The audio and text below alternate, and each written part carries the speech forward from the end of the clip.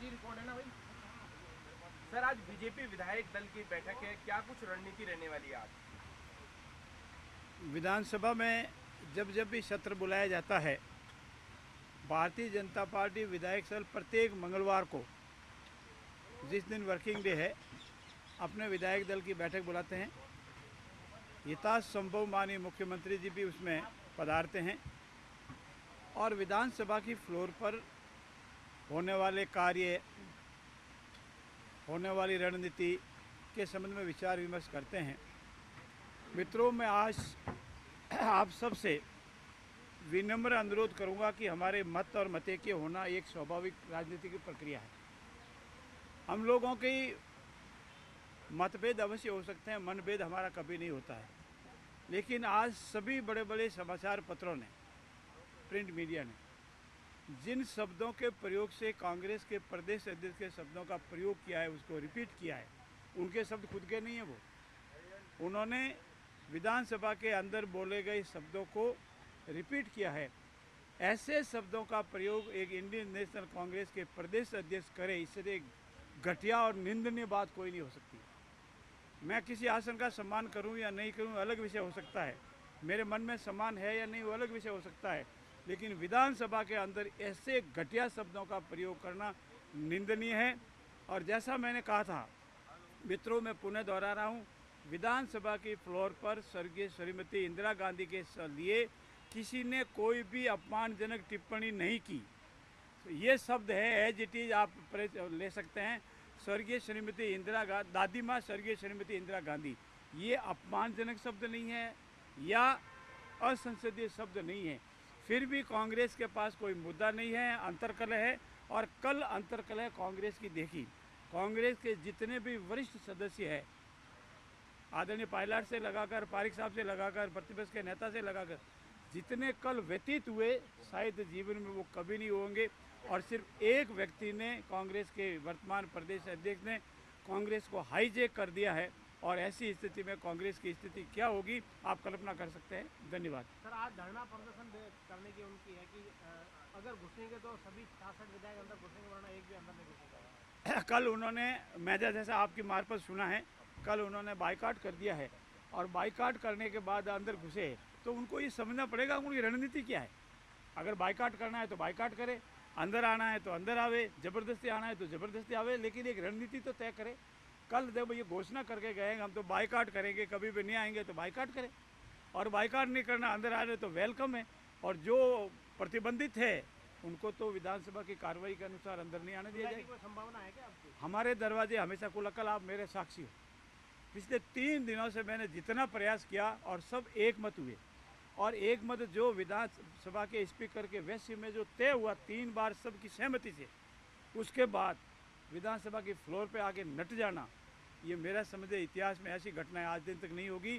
और इतिहास हमेशा इसको दोहराएगा कि आदमी पलटू कैसे होता है, और जो बात तय ही उसके नटा कैसे जाता है, उससे विफल कैसे हो जाता है। मैं, मेरे शब्दों में निंदा करने योग्य शब्द भी मैं नहीं मानता। मैंने जो कहा है उस पर मेरे कायम रहना चाहिए, हम सभी रहे, और कांग्रेस के सभी वरिष्ठ नेता भी उस पर कायम थे, सिवाय एक आदमी के। इसलिए मैं उस आदमी की ऐसे घटिया हरकत के लिए निंदा करता हूँ। धन्यवाद।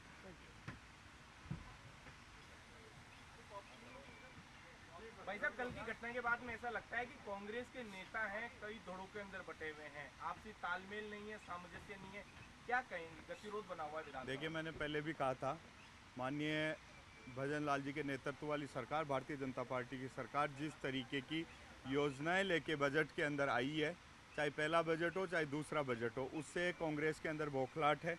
और उस बौखलाहट का ही एक नतीजा है कि बिना किसी मुद्दे के कांग्रेस जिस तरीके का सदन का समय खराब कर रही है, और उस समय के अंदर उनको ऐसा लग रहा है कि हमारा पूरे राजस्थान के अंदर मैसेज जिस तरीके से जाना चाहिए था वो नहीं जा पा रहा, तो उनको ऐसा लगता है कि कोई ना कोई व्यवधान करके सदन का समय खराब करे। ये बात बिल्कुल स्पष्ट है कि कांग्रेस खेमों के अंदर बटी हुई है, धड़ों के अंदर बटी हुई है।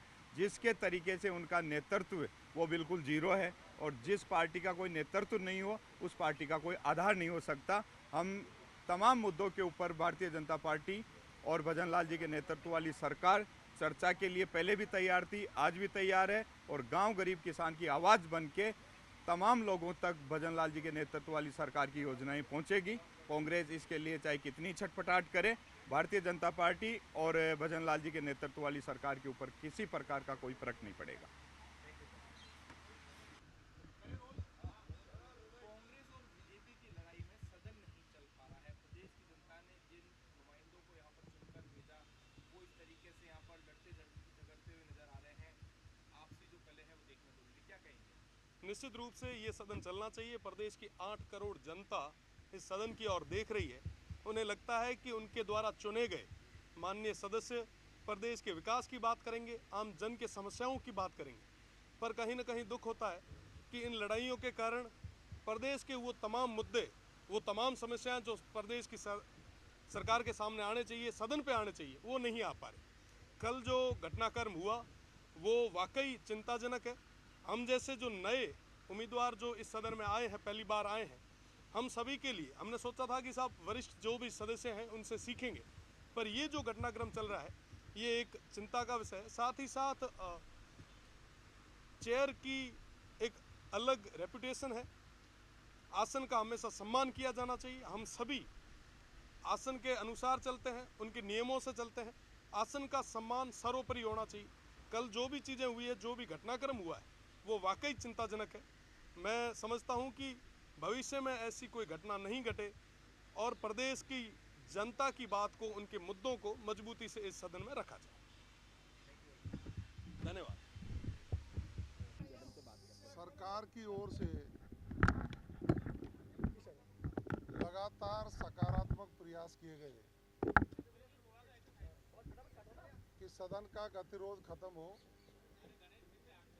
और विपक्ष के साथी जो दिशा भटक गए हैं, बिना वजह के मुद्दे को लेकर सदन में गतिरोध पैदा कर रहे हैं, वो सदन को चलाने में सहयोग करें। लेकिन कल का पूरा घटनाक्रम आप सब लोगों ने देखा होगा। हमारे मित्र आदरणीय डॉक्टर गोविंद सिंह जी डोटासरा साहब, डॉक्टर वो इस चीज़ के हैं केस को बिगाड़ने के गोविंद सिंह जी डोटासरा साहब अपनी जिद पर अड़े रहे और अपने ही दल के वरिष्ठ साथियों द्वारा दिए गए सुझाव को अंदर कमरे में स्वीकार किया। उन्होंने कहा कि मैंने जो भी घटनाक्रम किया, आसन को इससे आहत होना पड़ा है, तो मैं निश्चित रूप से खेद व्यक्त करूंगा। उससे मुकर गए और पूरे व्यवस्था को बिगाड़ने का काम उन्होंने कर दिया। मेरी समझ में एक बात आ रही है, मैंने कल भी कहा था, उनके पास किसी का फोन आया था इसी बीच में, और उसका कारण भी मैंने जब कई जगह जब बात करी, मालूम किया, तो पता लगा कि वो माननीय हरीश चौधरी जी, माननीय पायलट साहब, ये कल यहाँ जब सदन में आ गए थे तो उनको देख करके वो कुछ तिलमिला से गए। अब उससे लगा है कि इनकी अंदरूनी जो कांग्रेस की लड़ाई है, उस कांग्रेस की लड़ाई को ये सदन में लेकर के आ गए। कई लोग मेरे से कल ये भी कह रहे थे कि इनकी महिला कांग्रेस की अध्यक्ष सारिका चौधरी जी बना दी हैं, तो कांग्रेस सामाजिक समीकरण बैठाते हुए विभिन्न पदों पर भी बदलाव करेगी। तो वो कारण भी चिंता का हो सकता है कि कहीं न कहीं भाई को ये चिंता सता रही है कि ये लोग रणनीति के तहत प्रदेश कांग्रेस के अध्यक्ष के पद पर तो कहीं नज़र लगा करके नहीं बैठे हैं, तो उस अंतर्द्वंद में वो सदन की कार्रवाई को रोक बैठे, व्यवधान कर बैठे। और कल जब माननीय अध्यक्ष जी के चैम्बर में वार्ता हुई थी तो बहुत अच्छा लगा। सदन के वरिष्ठ साथी आदरणीय राजेंद्र पारिक जी ने उनको कहा कि भाई गलती हुई है तो खेद व्यक्त करना ही चाहिए। नेता प्रतिपक्ष स्वयं स्वीकार कर रहे थे कि ये खेद व्यक्त करेंगे। कई उनके और साथी थे, लेकिन उनकी बात को भी उन्होंने दरकिनार किया और हिम्मत करी कि अपने दल में वरिष्ठ लोगों के द्वारा दी गई सलाह को भी नहीं माना जाएगा। तो ये तो उनके आत्मचिंतन करने का विषय है, उनके संगठन का सोचने का विषय है। उनका संगठन सोचे कि एक व्यक्ति इस तरह से कैसे पूरे राजस्थान की जनता का नुकसान करने पर तुला हुआ है। आज जनता के लोग कह रहे हैं कि ये सदन से क्यों भाग रहे हैं, सदन में क्यों नहीं जनता की आवाज़ को उठा रहे हैं। बजट सत्र चल रहा है, क्यों नहीं सदन में सकारात्मक बहस कर रहे हैं, क्यों नहीं जनता के मुद्दों को सदन में उठाने की बात कर रहे हैं। निश्चित रूप से इसमें कांग्रेस की अंदरूनी लड़ाई और अंतर्द्वंद है। हम सरकार में हैं, हमारा ये फर्ज बनता है कि सदन की कार्रवाई सुचारू चले। माननीय अध्यक्ष जी ने भी बड़ा दिल दिखाते हुए कल हाउस को ऑर्डर में लाने के लिए व्यवस्थाएं दी और सभी लोगों ने उन व्यवस्थाओं को पसंद भी किया। लेकिन कहते हैं ना, विनाश काले विपरीत बुद्धि। कांग्रेस का विनाश तय है। हर स्टेट में 0 का स्कोर प्राप्त कर रही है पूरे संघर्ष के बाद, और राजस्थान में भी अगले विधानसभा के चुनाव में 0 की स्कोर की ओर तेजी से बढ़ रही है। इसलिए मैं तो यही कहूँगा कि अभी आप 4 साल विपक्ष में हो, अगले चुनाव में ऐसा नहीं हो विपक्ष आपके नाम पर शून्य हो जाए। इसलिए विचार करिए, पुनर्विचार करिए। राजस्थान की जनता के हितों को ध्यान में रखते हुए, सदन की परंपराओं का आदर करते हुए सदन में आइए और सकारात्मक बहस करिए, जिससे माननीय मुख्यमंत्री जी के स्वर्णिम राजस्थान बनाने के सपने को हम साकार करें। मैडम साहब, आप रेगुलर बात कर रहे हो उन लोगों से, तो आज बात करने की उम्मीद है क्या नेता प्रतिपक्ष से? क्योंकि कल से हम लगातार देख रहे हैं कि सुबह से आपने कई स्तर की वार्ताएं की, आज भी कोई वार्ता की संभावना है क्या? देखिए, जिस दिन से उन्होंने गतिरोध पैदा किया उसी दिन से माननीय संसदीय मंत्री जोगाराम जी पटेल जी के साथ मैं लगातार उनके संपर्क में हूँ। चूँकि वो कई बार सदन में आए हैं, उनके अनुभव ज़्यादा हैं। मैं पहली बार चुन करके सदन में पहुँचा हूँ। मेरा ये फर्ज बनता है कि सदन की कार्रवाई सुचारू रूप से चले, इसके लिए हमको सकारात्मक प्रयास करने चाहिए। और संसदीय प्रणाली में, लोकतंत्र में यह स्वच्छ और सकारात्मक प्रयास करना कोई बुरी बात नहीं है।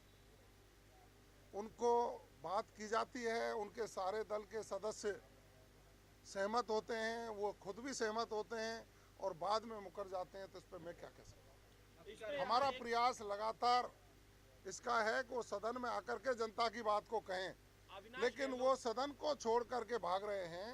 सरकार की अच्छी योजनाएं लागू हो रही हैं, जनता उनको पसंद कर रही है, उनका सदन में मन नहीं लग रहा, बहस करने के लिए उनके पास कोई ठोस आधार नहीं है, इसलिए उस सदन को छोड़ करके भाग करके अपना मुंह छुपाने की कोशिश कर। कहानी यहाँ से शुरू हुई थी कि अविनाश गहलोत पहले माफी क्यों नहीं मांग लेते? अविनाश गहलोत क्योंकि पहले उन्होंने बोला, जो शब्द बोला, दादी।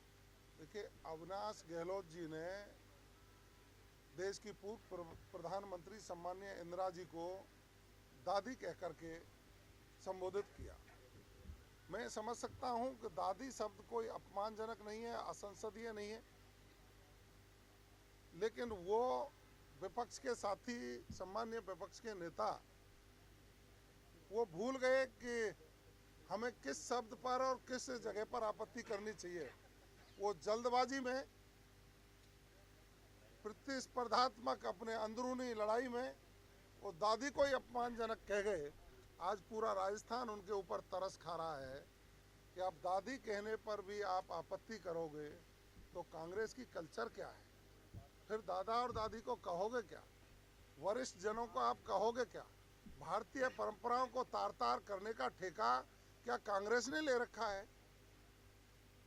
भारतीय परंपराओं के विरुद्ध जब भी कोई बात होती है तो इनके नेता उन लोगों के साथ खड़े हो जाते हैं, ये निश्चित रूप से अशोभनीय भी है और एक स्वस्थ लोकतंत्र के लिए ठीक भी नहीं।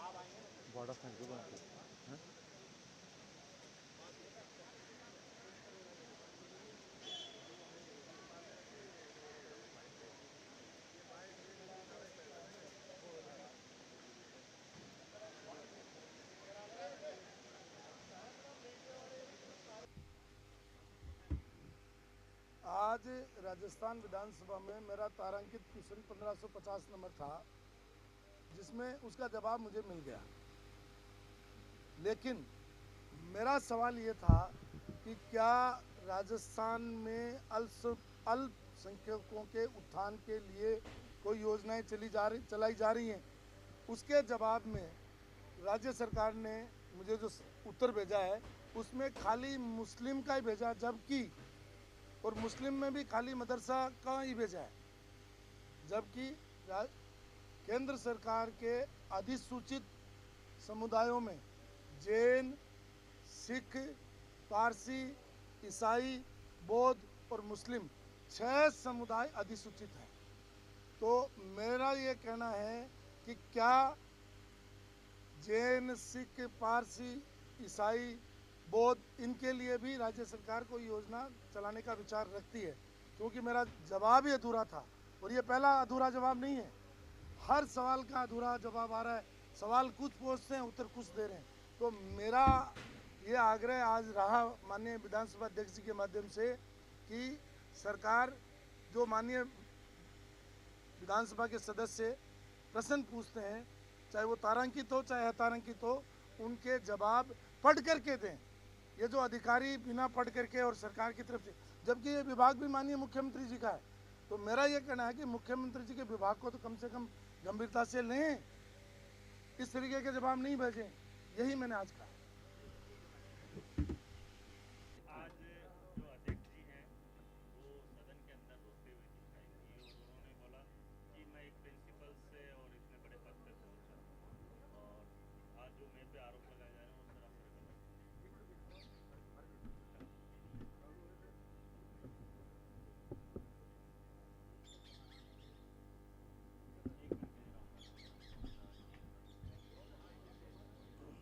बहुत ही निंदनीय है, शर्मसार करने वाला है, और ये सबका पाप और दोष ये कांग्रेस और कांग्रेस के सदस्य टोडासरा जी को लगने वाला है।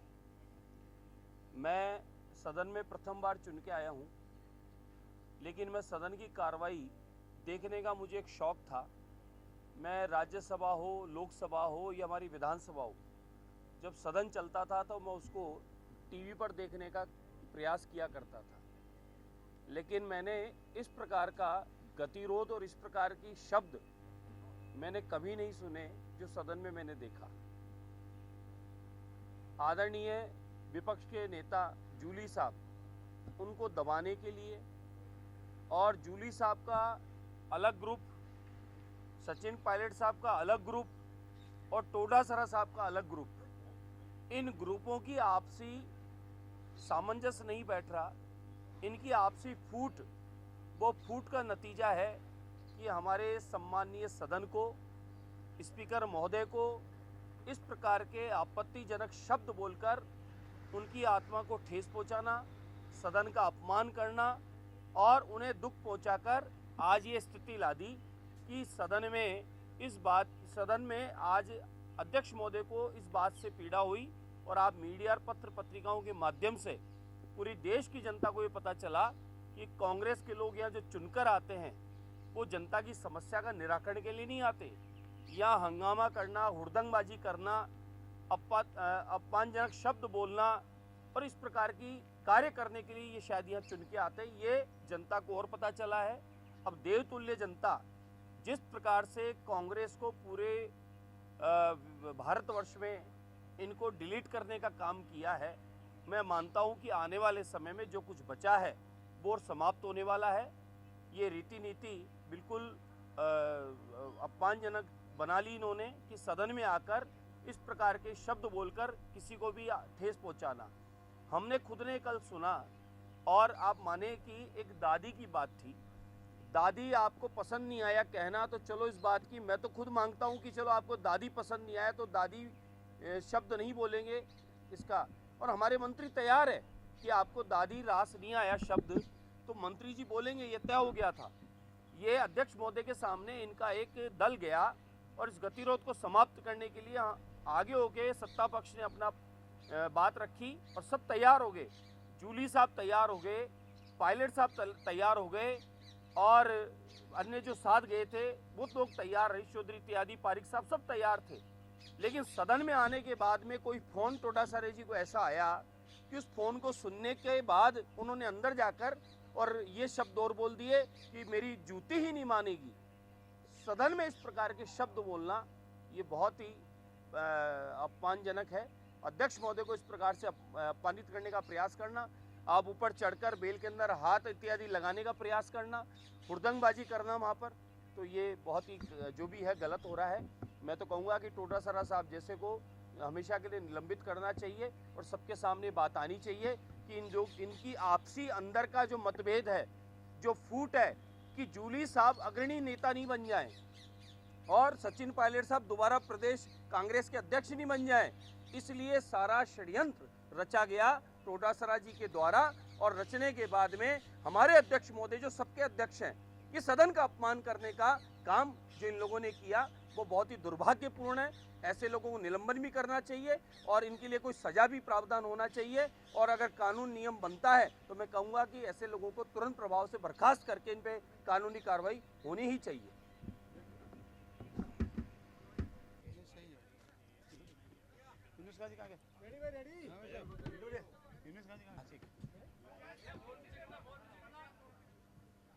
भाई साहब, आज जिस तरह सदन में हुआ, सदन के बाहर विपक्षियों ने प्रदर्शन किया, धरना दिया, वो लगातार यही कह रहे कि आपके मंत्री माफी मांगे। जिस प्रकार आज विधानसभा अध्यक्ष के आंसू निकल गए, क्या कहना है आपका? मित्रों, विधानसभा के इतिहास में भी मैं लंबे समय से हूँ। वकालत के पेशे में और अन्य जगह लंबे समय से अनेक विधानसभाओं को देखा है। गुजरात के स्पीकर महोदय मेरे रिश्तेदार हैं और अनेक जगह जाने का और पार्लियामेंट में भी मेरे साथियों के साथ जाने का मौका मिला है। शायद ही कभी आप लोगों ने भी बहुत बड़ा लंबा अनुभव आपका भी रहा होगा। आसन पर बैठे, विक्रमादित्य के आसन पर बैठे, जिनका किसी पार्टी से आसन पर विराजमान होने के बाद कोई लगाव नहीं होता है, कोई पार्टी नहीं होती है, वो सभी माननीय सदस्यों के लिए एक समान होते हैं। अगर उनके इतने व्यथित होने के बाद आंसू बह जावे और उनकी भावना जितनी आहत हो जावे तो आप कल्पना कर सकते हैं कि एक माननीय सदस्य के व्यवहार से, उनके शब्दों से और एक इंडियन नेशनल कांग्रेस के प्रदेश के अध्यक्ष द्वारा किए गए इस व्यवहार से अगर सदन का आसन, विक्रमादित्य का आसन हिल जावे और आंसू बह जावे तो इससे निंदनीय बात उस नेशनल पार्टी के प्रदेश अध्यक्ष और उस पार्टी के लिए कुछ नहीं हो सकती। जो ही मेरे यशस्वी मुख्यमंत्री जी को ये पता लगा और वो देखा कि अध्यक्ष जी बहुत ही व्यतीत है तो वो तुरंत अपने सारे कार्यक्रम निरस्त कर अध्यक्ष जी के वैसे में गए, उनसे क्षमा याचना की और उनसे कहा, साहब आपके साथ जो दृश्य हुआ है, आपके साथ जो अपमान आपका करने का प्रयास किया, वो अपमान आपका नहीं है, वे अपमान विधानसभा के माननीय सभी सदस्यों का है। विक्रमादित्य कुर्सी पर विराजमान के अध्यक्ष का कभी अपमान नहीं होता है, लेकिन हम सब माननीय सदस्यों का है, 8 करोड़ की जनता का है। मैं आपकी मार्फत एक निवेदन और करना चाहता हूं। पूर्व मुख्यमंत्री माननीय अशोक जी गहलोत यहाँ से 100 मीटर के दूर पर गलत बातें कर रहे थे, गलत बातें कह रहे थे, दूसरे लोगों के कहने से गलत बातें कर रहे थे।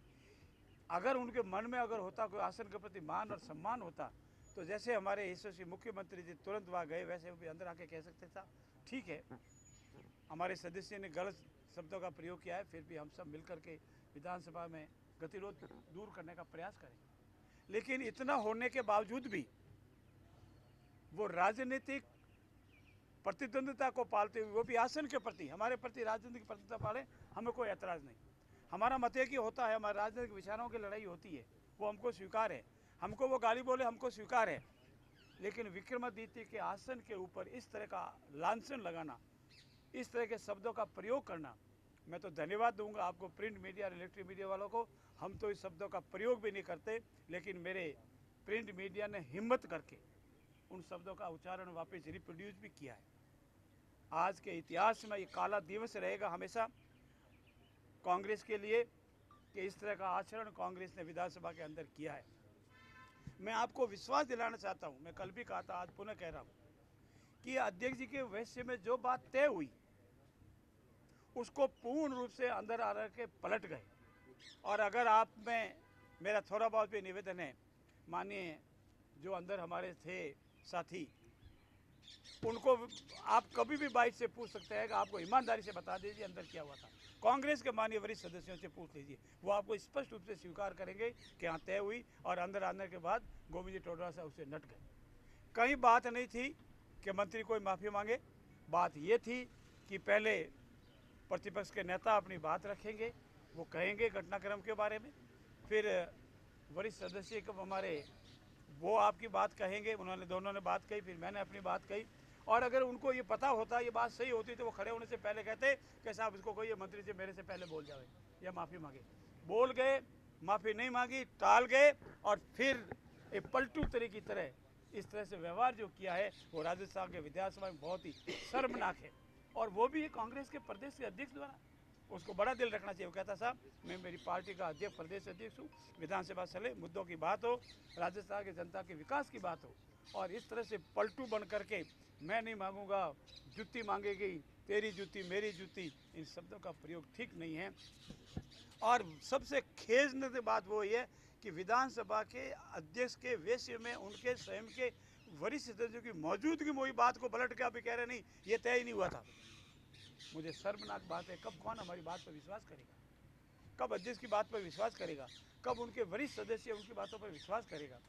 और मेरा पुनः आग्रह है कि हम राजस्थान की विधानसभा में जनता के मुद्दे उठाने के लिए आए, वैचारिक मतभेद के लिए अपनी अपनी बात कहने के लिए आए, लेकिन व्यक्तिगत लांछन, इस तरह की बातें करना पूर्ण रूप से शर्मनाक है। आज हमारे विधायक दल की बैठक में थी, हमारे सभी माननीय विधायकों में बहुत आक्रोश था, हमारी जनता में भी बहुत आक्रोश है, परंतु हमारे यशस्वी मुख्यमंत्री जी ने सबको शांत किया। नियमानुसार जो भी कार्रवाई होगी वो करेंगे, लेकिन हमको मर्यादा नहीं लागनी है, हमको शब्दों में भी और आचरण में भी मर्यादा नहीं लागनी है। और आज आपने विधानसभा के फ्लोर पर देखा होगा, सभी पक्ष और प्रतिपक्ष के नेता भी थे, खाली बीजेपी वाले नहीं थे, सभी ने जो निर्दलीय थे, दूसरे दलों के लोग भी थे, उन्होंने भी किस शब्दों में कहा है कि इसलिए हमारे लिए शर्मनाक बात है कि अध्यक्ष आसन के लिए कहा है, और अध्यक्ष जी का जो मन व्यथित हुआ और जिस तरह से उन्होंने भाव प्रकट करने से गला रुध गया उनका, इससे भी अगर उनको शर्म नहीं आती है तो कांग्रेस के कभी भूल जाओ मित्रों, कभी उनको शर्म भी आएगी, या कोई मर्यादा भी वो समझेंगे, या कोई आन और मान भी कोई समझेंगे, या किसी की इज्जत करना भी सीखेंगे। मैं पुनः इस बात के लिए पुनः आपसे सबसे निवेदन कर रहा हूं कि जो विधानसभा के अध्यक्ष के वेश्य में कल जो बात हुई थी, उनके कक्ष में जो बात हुई थी, उससे पूर्ण रूप से तय हुआ था कि गोविंद जी डोटासरा खेद व्यक्त करेंगे, मंत्री की कोई बात नहीं थी और पलट करके उन्होंने कल कहा है और आप मीडिया के भाइयों के सामने पूर्ण रूप से गलत बयान दे रहे हैं। मैं चैलेंज करता हूं उनको, अगर हिम्मत हो तो विधानसभा के वैसे में आकर के जो कांग्रेस के वरिष्ठ सदस्य मौजूद थे उनकी मौजूदगी में क्या क्या बतावे।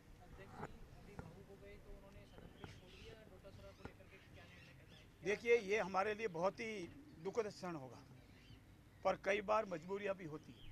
हम नहीं चाहते कि राजस्थान के विधानसभा के 202 सदस्य विधानसभा में नहीं रहे, लेकिन जो परिस्थिति बनी है और विधानसभा के माननीय अध्यक्ष जो भावुक हुए हैं और उन्होंने जो विधानसभा विषय छोड़ा है, हम नियमों की जांच कराएंगे। नियमानुसार हम कोई दुर्भावना से कोई कार्रवाई नहीं करेंगे। हम जो कुछ भी कार्रवाई करेंगे नियमानुसार करेंगे। और फिर मैं दोहराता हूँ, भले हमारे सभी सदस्य भी बहुत आक्रोशित हैं कि उनसे कोई डायलॉग नहीं करना, कोई बात नहीं करनी है, फिर भी मैं मेरे दल का वरिष्ठ सदस्य होने के नाते उनसे बात करने के लिए दरवाजे मेरे खुले हैं। मेरे माननीय यशस्वी मुख्यमंत्री के दरवाजे खुले हैं, हमारे दल के लोगों के दरवाजे खुले हैं, परंतु तभी संभव होगा जब हम अपनी मर्यादा को माने, अपनी गलती को माने, खेद व्यक्त करें, माफ़ी मांगें और अध्यक्ष को इस संबंध में अध्यक्ष के कक्ष में जाके उनसे क्षमा याचना करें। उसके सिवा शायद संभव नहीं होगा और नियमानुसार जो भी कार्रवाई होगी भविष्य में करेंगे जिसकी आपको इत्तला मिलेगी। कठोर फैसला लेने के लिए भी मजबूर होना पड़ा तो मजबूर होंगे और वो कठोर राजस्थान के इतिहास में पहली बार होगा। इतना कठोर निर्णय भी हम लेने के लिए तैयार हो जाएंगे अगर ठीक नहीं हुआ मामला तो। धन्यवाद। सड़क पर भी थे, प्रदर्शन कर रहे थे, लेकिन वहाँ ऐसी भाषा नहीं थी कि जिस भाषा का एडजमेंट के बाद में इस्तेमाल किया गया। कांग्रेस के बाहर जो धरना दिया उसका मैं साक्षी नहीं हूँ, लेकिन मैं इतना कह सकता हूँ, आप तो बहुत अनुभवी है।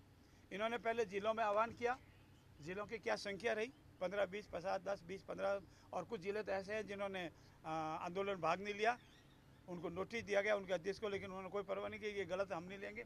और कल जो धरना था कितनी संख्या थी वो आप जानते हैं, क्योंकि आप सारे, हमारा धरना हो, उनका धरना हो और विपक्ष का धरना हो, कर्मचारियों का हो, आप धरना रोज देखते कितनी संख्या थी, क्या था, कुछ भी नहीं था। और आज मैं आपको विश्वास दिलाता हूँ कि एक दल से, एक वर्ग से संबंधित आज वो कोई विधायक इस धरने में नहीं थे। जो कल विधानसभा में आए थे वो आज नहीं थे, आज दूसरे लोग आए थे और दूसरे समर्थक आज आए थे। दो दलों की उनकी आपसी फूट आप आंकलन कर देना, ये अभी जाकर के मिला देना, कल कौन कौन बैठे थे और आज कौन बने। कल जिनको आना था वो नहीं आए, वो उदयपुर चले गए, आज जो आ गए तो कल वाले नहीं आए। और इससे स्पष्ट है कि कांग्रेस का अंतर्कलह अब खुल करके बाजार में आ गया। धन्यवाद।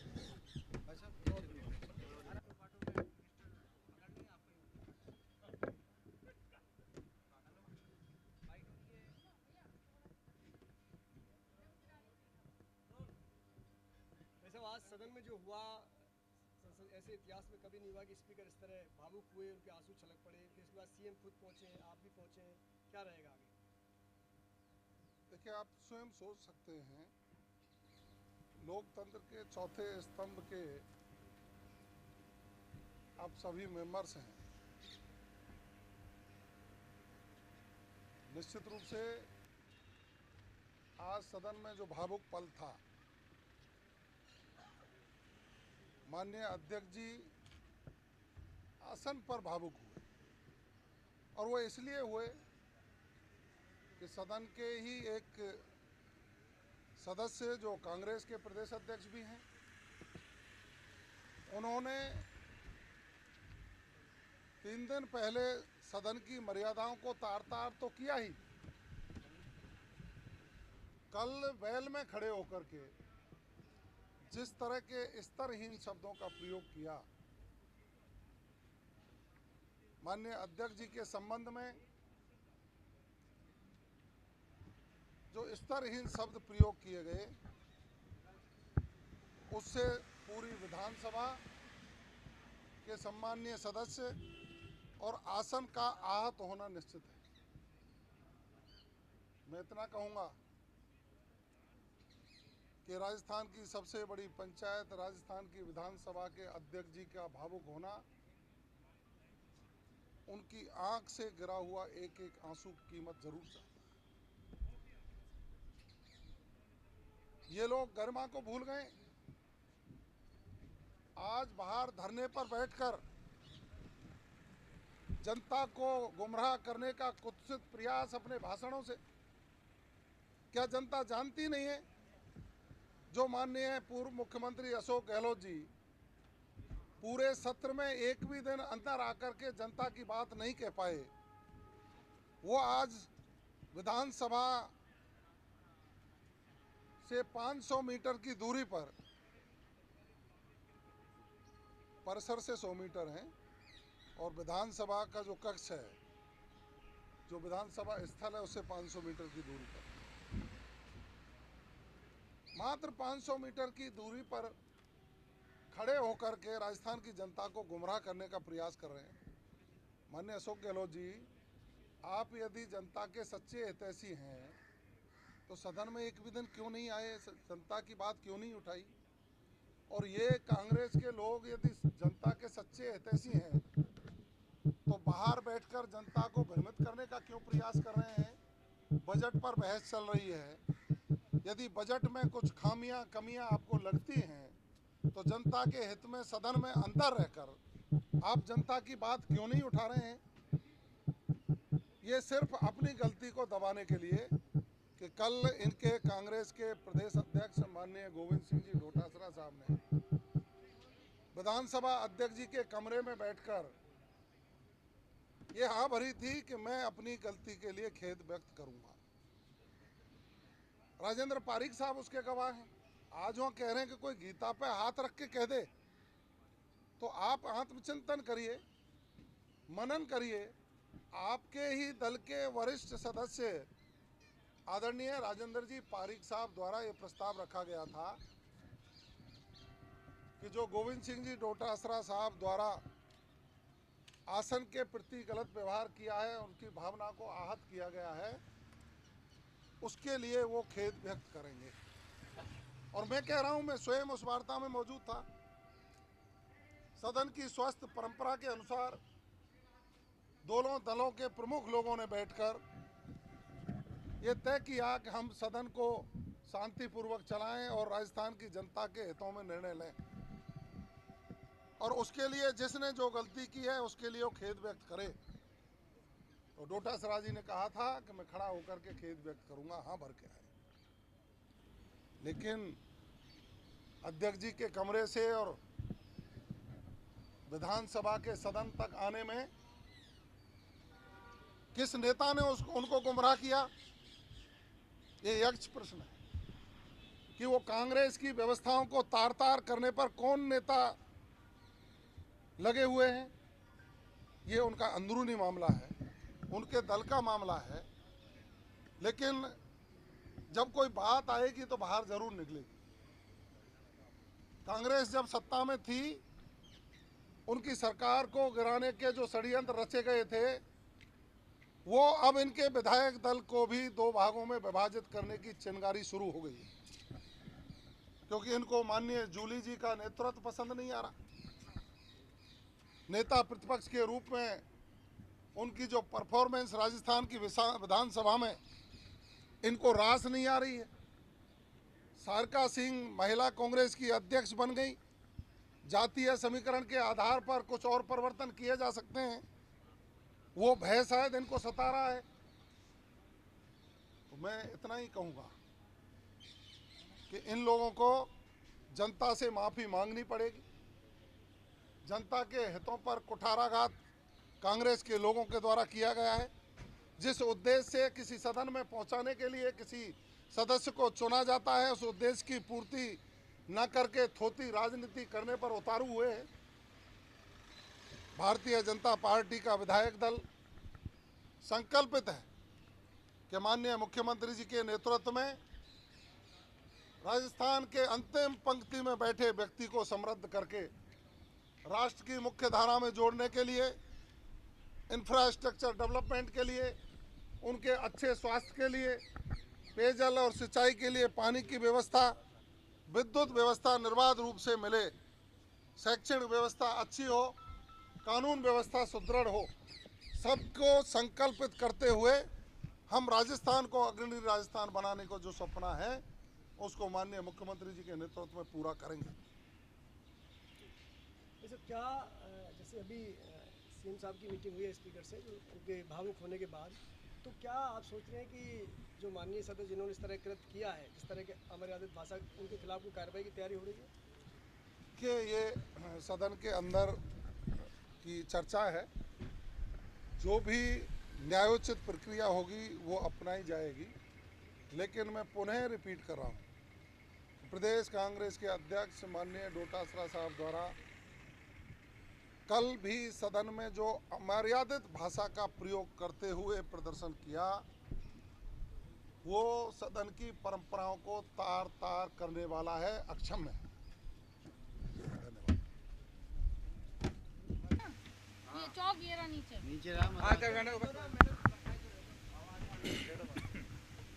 बोलना जो बता देना भाई। जिस तरह आज आप सभी ने देखा कि हमारे जो माननीय अध्यक्ष महोदय हैं, आसन का सम्मान होता है, और ये राजस्थान की परंपरा रही है कि हमेशा आसन का, चाहे वो सत्ता पक्ष हो चाहे वो विपक्ष हो, सब लोग मिलके अध्यक्ष का निर्वाचन करते हैं, और जो अध्यक्ष निर्वाचित होता है वो जिस दल से होता है उस दल की सदस्यता इस्तीफा देता है। इस तरह से आसन का अनादर करना ये कांग्रेस पार्टी की संस्कृति, उनके आचार, उनके विचार प्रदर्शित करता है। और कांग्रेस पार्टी के प्रदेश अध्यक्ष गोविंद सिंह डोटासरा जी ने जिस तरह से विधानसभा सत्र स्थगित होने के बाद विधानसभा के अंदर अपने विधायकों को बिठाकर जिस तरह से उन्होंने अपशब्द कहे आसन के प्रति, हम उसकी निंदा करते हैं। और अच्छा तो होता कि कांग्रेस पार्टी के लोग भी इस आचरण के लिए उनको दंडित करते, सामूहिक रूप से प्रदेश की जनता से और सदन से माफ़ी मांगते। इसके उल्टे वो सब लोग एक मुखी होके जो करते गोविंद सिंह डोटासरा जी ने किया, उसका समर्थन कर रहे हैं। इससे निश्चित रूप से प्रदेश ही नहीं पूरा देश देख रहा है कि किस तरह से कांग्रेस पार्टी की संस्कृति, उनके आचार, उनके विचार वो लोगों के सामने प्रदर्शित कर रहे हैं। वो सब आपके सामने है। धन्यवाद। कुछ पूछ तो लो।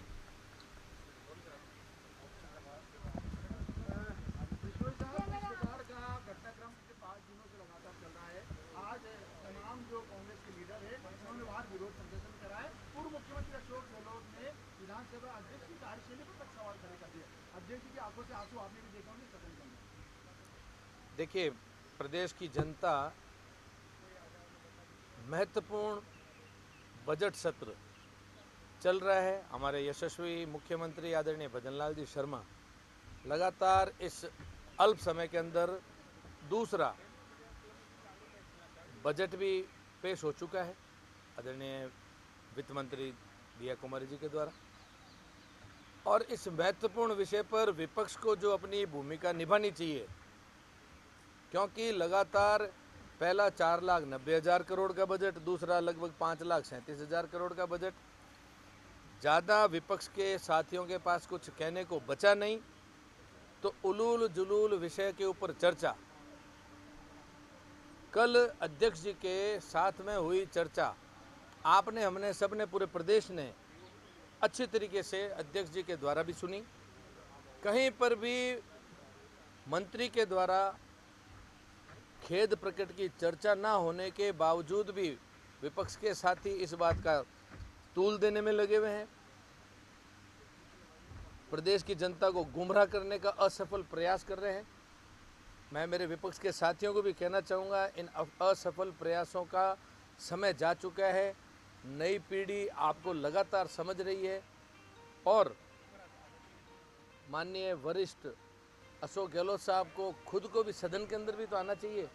वो खुद सदन में भी इतना महत्वपूर्ण बजट सत्र है, लेकिन सिर्फ बाहर ही बैठ करके धरने से ही सुझाव देना, मेरे को लगता है कि अंदर सदन के अंदर उनको लगातार यदि आते तो ऐसी नौबत भी शायद ना आती। इन वरिष्ठ जो बहुत लंबे समय से वरिष्ठ पदों पर आपने अपना दायित्व निभाया है, सिर्फ बाहर से राजनीति करने का समय नहीं है। बजट जैसे महत्वपूर्ण समय पर इन लोगों को अपनी उपस्थिति भी दर्ज करवानी चाहिए और प्रदेश की जनता के विकास के कार्यों का हिस्सा भी बनना चाहिए। मेरा तो यही सुझाव है विपक्ष के साथियों को कि इनको ज़्यादा हट धर्मिता या कुछ भी ना हो तो भारतीय जनता पार्टी का जो हमारे यशस्वी मुख्यमंत्री जी जो लगातार अच्छा बजट दे रहे हैं, कई बार सच बोलने में भी कोई बुराई नहीं है, उनको उनकी खुल करके तारीफ भी करनी चाहिए, उसको भी जनता पसंद करेगी। तो सिर्फ ये झूठे आरोप प्रत्यारोप से कुछ भी नहीं निकलने वाला है। प्रदेश की जनता भारतीय जनता पार्टी की सरकार से जो अल्प अवधि में सिर्फ मात्र 13-14 महीने के इस कम समय के अंदर उपचुनाव भी आपने हमने सब ने देखा, प्रदेश की जनता लगातार आशीर्वाद देने में पूरे हिंदुस्तान में जगह जगह पर सरकारें बन रही है। आदरणीय मोदी जी के नेतृत्व में विकसित भारत की तरफ देश के कदम बढ़ रहे हैं, विकसित राजस्थान के प्रदेश में कदम बढ़ रहे हैं। उसका हिस्सा विपक्ष को विपक्ष की भूमिका निभाते हुए बनना चाहिए। मेरा तो यही उनको सुझाव है। धन्यवाद।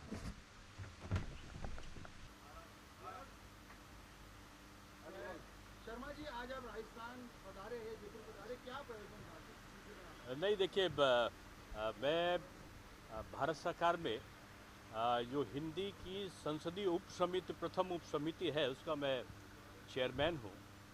तो उसके नाते माननीय सांसदों के साथ में भारत सरकार के कई मंत्रालय हैं, उनमें हिंदी भाषा का उन्नयन के लिए क्या प्रयत्न हो रहे हैं उनकी एक निरीक्षण बैठक के रूप में आया था। मैं राजस्थान से बहुत पहले से जुड़ा हूँ, मेरे पूर्वज राजस्थान के ही थे और कई बार संगठन के कार्य से मैं प्रदेश अध्यक्ष वगैरह का जब चयन होता था तो पर्यवेक्षक के रूप में भी रहा हूँ। मेरी कई सभाएं लगी हैं यहाँ पर और मुझे खुशी भी मैं खाटू श्याम धाम में हम लोग हर साल में 2-3 बार आते हैं, सालासर भगवान के वहाँ। तो मुझे देखकर अच्छा लगा कि यहाँ पर धर्म स्थानों का जो सौंदर्यीकरण है वो वर्तमान भजन लाल सरकार ने बहुत अच्छी तरीके से किया है। मैंने इस विषय को भी माननीय मुख्यमंत्री जी ने आज हमारी माननीय सांसदों को यहाँ पर चाय पर बुलाया था, तो मैंने उनको उत्तर प्रदेश का और ख़ासतौर से कुंभ मेले का उदाहरण दिया है। हमारे माननीय मुख्यमंत्री उत्तर प्रदेश आदरणीय योगी आदित्यनाथ जी ने प्रधानमंत्री जी के मार्गदर्शन में धार्मिक पर्यटन की दृष्टि से धर्म स्थलों की कनेक्टिविटी जो उन्होंने जोड़ी है, काशीनाथ भगवान बाबा काशी विश्वनाथ कॉरिडोर का जब उन्होंने निर्माण कराया प्रधानमंत्री जी के मार्गदर्शन में, और उसकी कनेक्टिविटी उन्होंने विंध्याचल में विंध्यवासिनी माता थोड़ी दूर पर हैं, वहाँ का जीर्णोद्धार और एक इंफ्रास्ट्रक्चर को ठीक किया। अयोध्या का राम मंदिर का निर्माण आज भारी मात्रा में धार्मिक पर्यटन की दृष्टि से श्रद्धालुओं को आकर्षित कर रहा है और प्रयागराज में 7,000 करोड़ रुपए कुंभ मेले के लिए आवंटित हुए। उनमें से जो कहना चाहिए कि लगभग 5500 करोड़ रुपए इंफ्रास्ट्रक्चर पर खर्चा किए कि पुल बनेगा, एक्सप्रेसवे पर वो होगा, चौराहों का सौंदर्यीकरण होगा, वहाँ पर रहने के लिए गेस्ट हाउसेस बनेंगे, स्थायी रूप में घाटों का सौंदर्यीकरण होगा, लाइटिंग की व्यवस्था होगी, पानी की व्यवस्था होगी, बिजली की व्यवस्था होगी। यानी कुंभ में केवल 1500 करोड़ के आसपास खर्च किए होंगे व्यवस्था में और इंफ्रास्ट्रक्चर में ज़्यादा खर्चा किए। अब आज जो पर्यटक आया है, मैं तो कह सकता हूँ वैसे तो कम से कम यानी 1500 करोड़ खर्चा करके अगर 2.5 से 3 लाख करोड़ रुपए का बचत हो, लाभ हो, तो इससे बड़ा कैलकुलेशन अर्थव्यवस्था की समृद्धिकरण के लिए दूसरा नहीं हो सकता। कुंभ की व्यवस्थाओं ने, स्वच्छ जल ने आचमन लेते हुए लोग दिखे। वहाँ पर जिस प्रकार से 10 लाख कल्पवासी पूरे महीने रहे हैं, कल कुंभ मेले का समापन है और हर व्यक्ति को भगवान का दर्शन करने का, वहाँ पर रहने का, पानी की व्यवस्था, साधु संतों के दर्शन का एक इतना बड़ा 64 करोड़ के आसपास कई देशों की आबादी नहीं, कई देश मिला ले तो नहीं है, और सनातन का इतना बड़ा जमावड़ा जिसमें पहली बार सनातन को लोगों ने एक होते हुए इतनी बड़ी संख्या में देखा।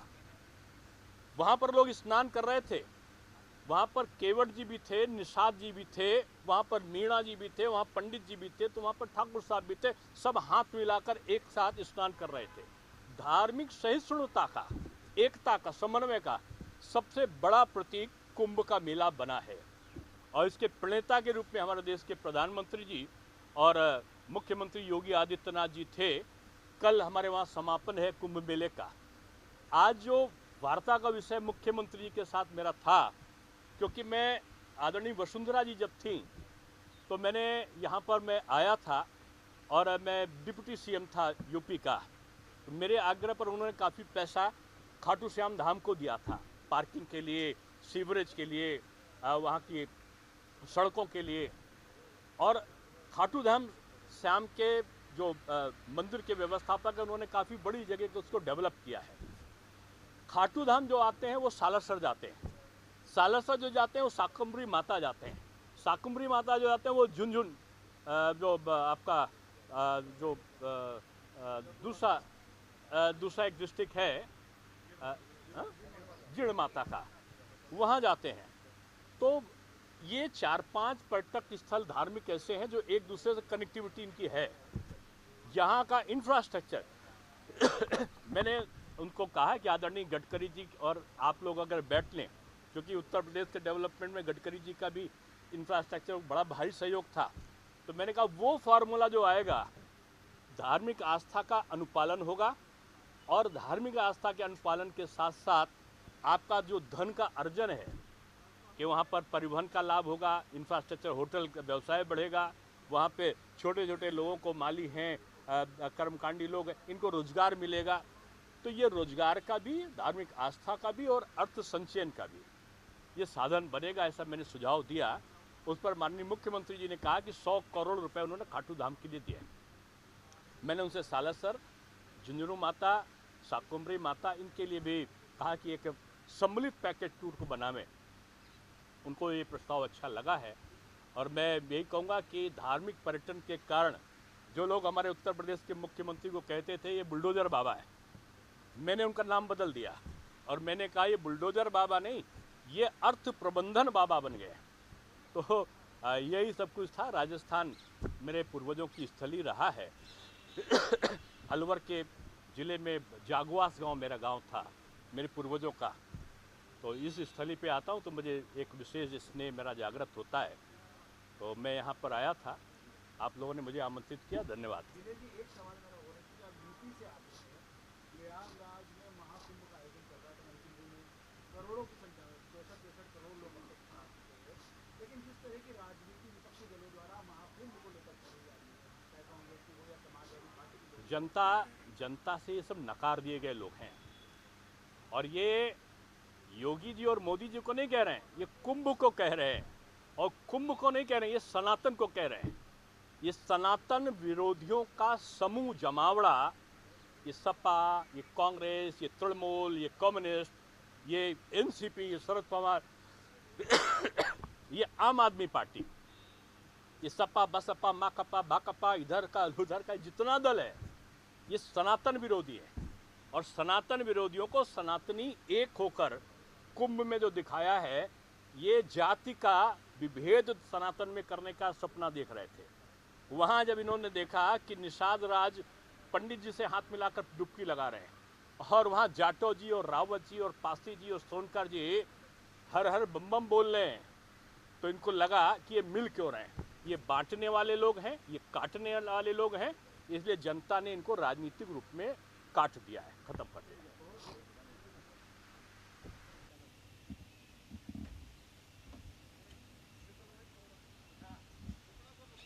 आराम से आप।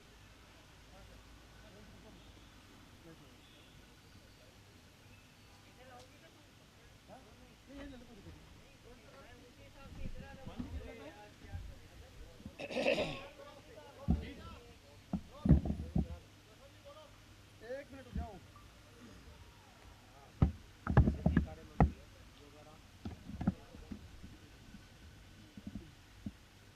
भाई साहब, सदन में जो कुछ हुआ, अध्यक्ष जी के दर्द भी छलका, उन्होंने अपना मैसेज किया। अब उन्होंने व्यवस्था कहा है कि भाई सदन को देखना है कि क्या किस पर निर्णय करना है, जिस तरह के शब्दों का इस्तेमाल हुआ।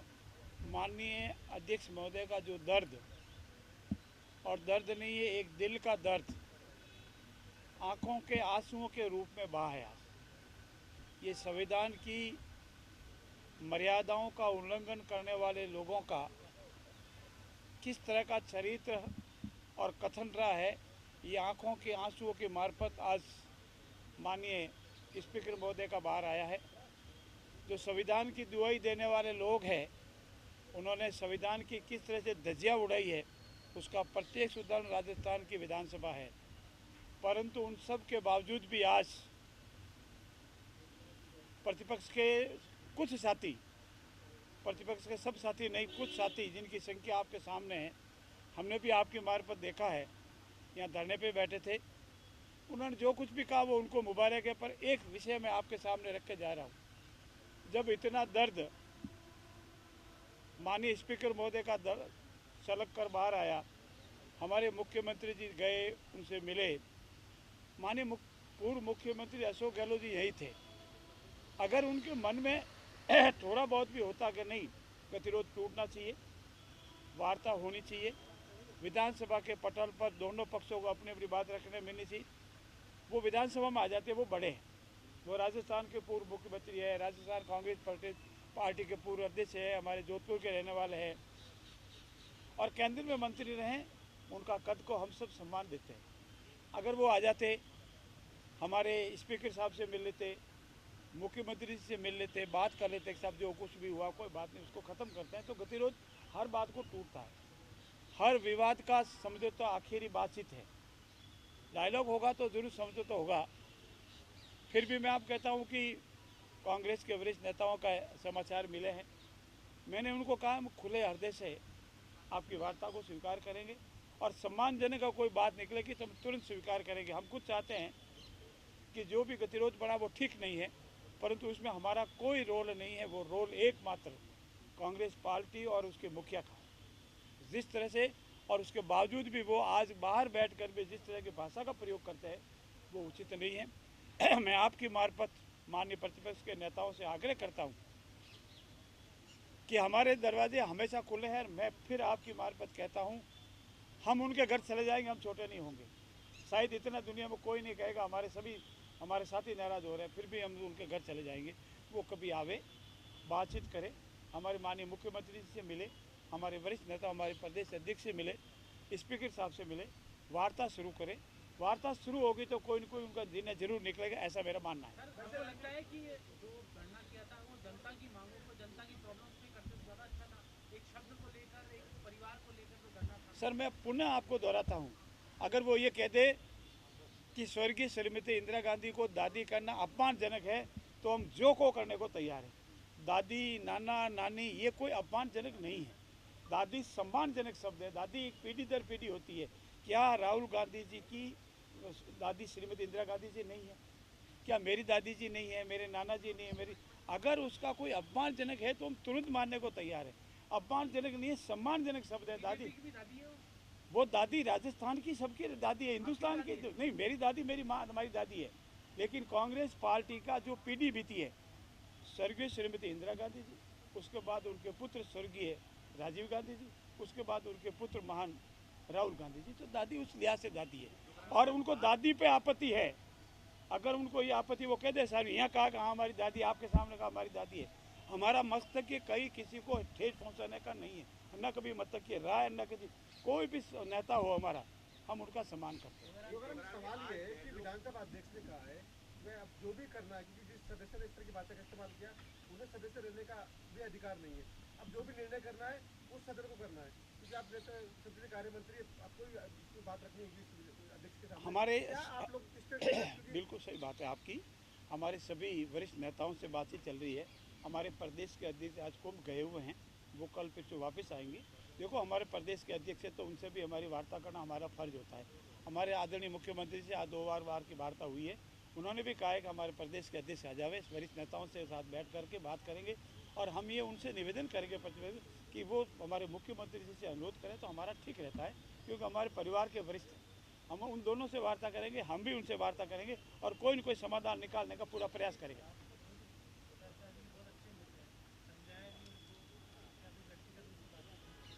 देखिए, मेरे व्यक्तिगत मित्रता होनी नहीं होनी विधानसभा के लिए कोई मायना नहीं रखता है।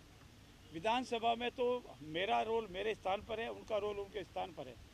अगर वो पार्टी के प्रदेश के अध्यक्ष होने के नाते एक महान दिल रखते तो कुछ भी ऐसे अमर्यादित शब्दों का प्रयोग नहीं करते, और मान लो कर देते, गलती से निकल जाता है।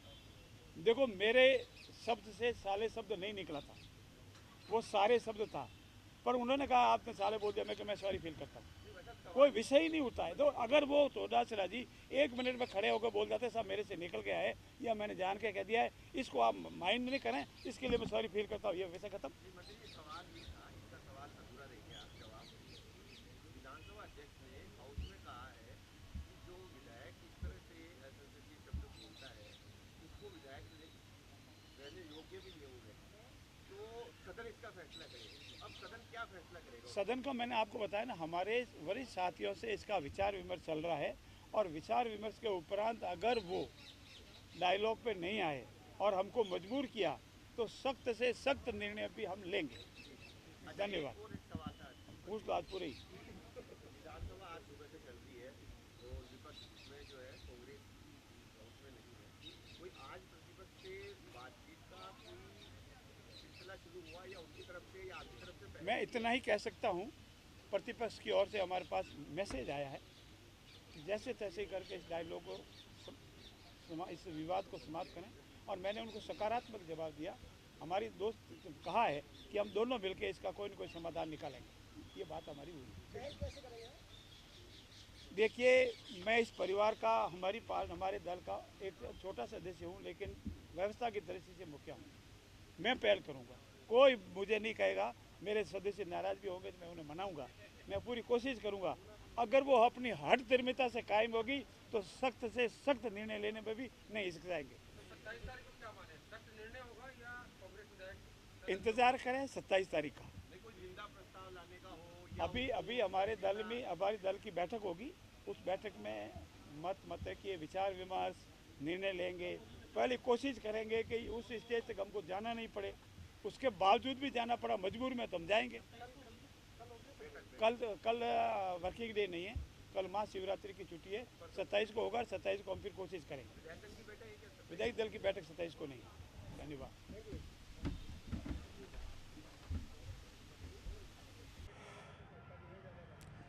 राजस्थान विधानसभा में बजट सत्र के दौरान गतिरोध खत्म होने का नाम ही नहीं ले रहा है। विधानसभा सत्र के दौरान आज भी गतिरोध देखने को मिला और विधानसभा के मुख्य द्वार पर ही टकराव हो गया। दरअसल राजस्थान विधानसभा के बजट सत्र के दौरान आज जब कांग्रेसी विधायक विधानसभा पहुंचे तो वहां पर सभी विधायकों ने अपने साथ निलंबित विधायकों को भी अंदर ले जाने की कोशिश की, लेकिन मार्शलों के द्वारा उन्हें रोक दिया गया।